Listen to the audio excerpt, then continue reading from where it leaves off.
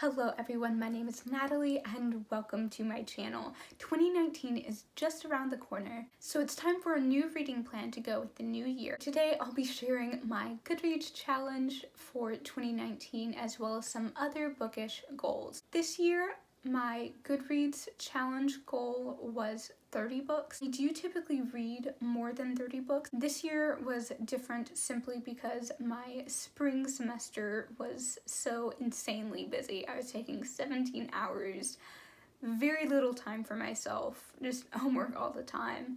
I think I'll have a little more reading time this coming semester.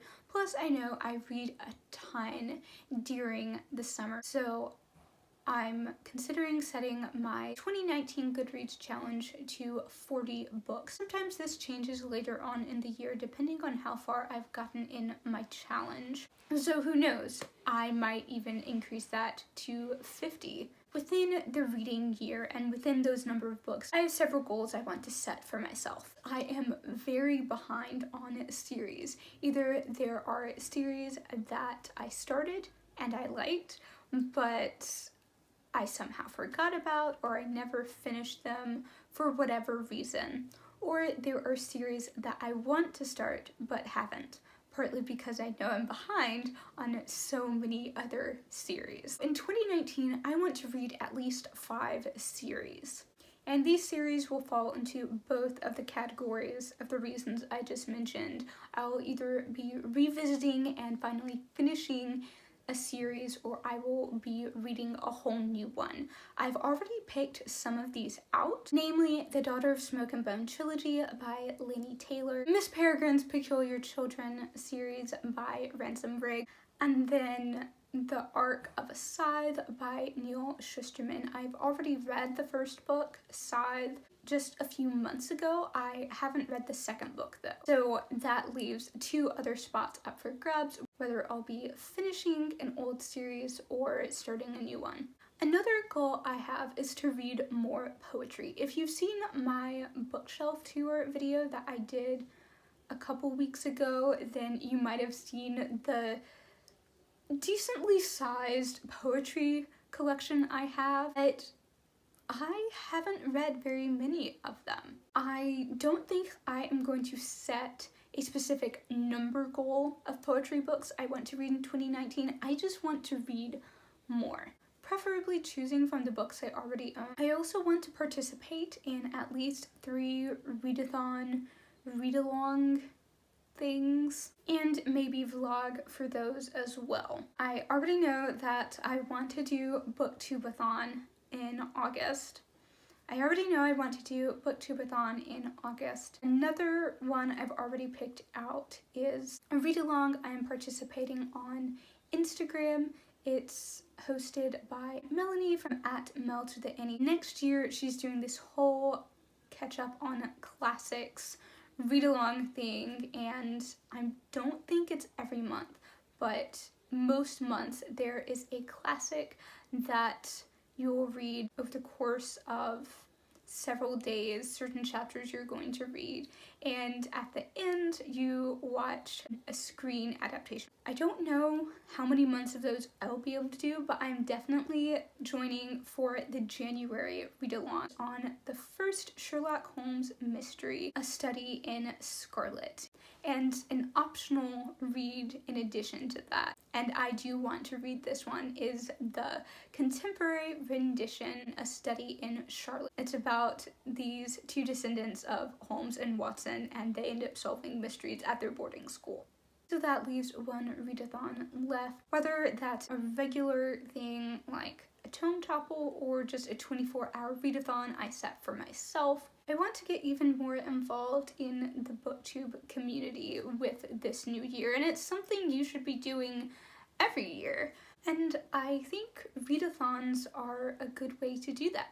As for goals for my channel, there will be some changes, at least for the spring semester. So for me, that would be January through April.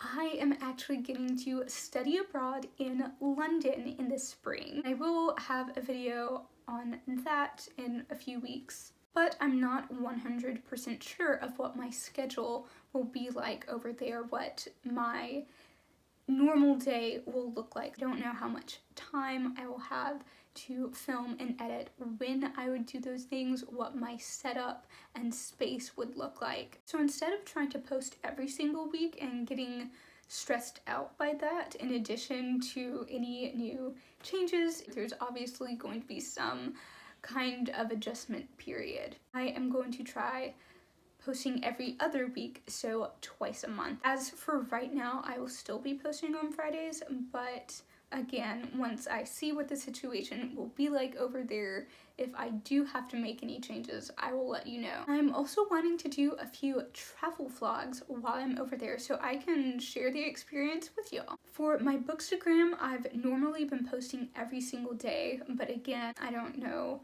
how much time I'll have. I don't know what my setup will look like. I'm also limited on resources, so because of all of those factors, I will be cutting back on how often I post. On my Instagram account as well, I want to do 3 times a week, not including my usual video announcement post.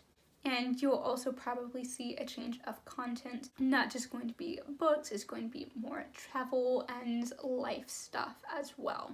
Another thing that's related to my channel and Instagram is this year I actually started bullet journaling around the same time that I started my channel. I thought it would be a good way to keep track of my reading and my video planning and everything.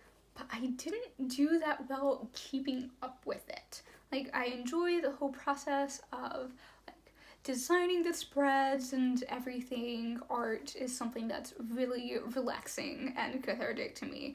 But my problem was finding the time to do it, because it is pretty time consuming to set everything up. I want to be a lot more consistent in my journaling in 2019, and one way I intend on fixing my problem and removing that obstacle of the prep time is a standard layout to use every month. Sketch them out early on, and that way once I get to that month, all I have to do is fill in the information that I need to. As for my last bookish resolution for 2019, I want to start writing again, and this is more of a general goal. I just want to start doing it again.